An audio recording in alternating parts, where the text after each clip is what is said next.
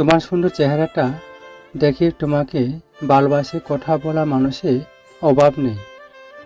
আমি জানি প্রতিনিয়ত অনেক মানুষ তোমার প্রেমে পড়ে, আমিও পড়েছি।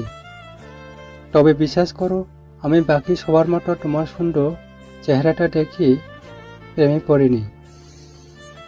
আমি প্রেমে পড়েছি তোমার ব্যক্তিত্বে।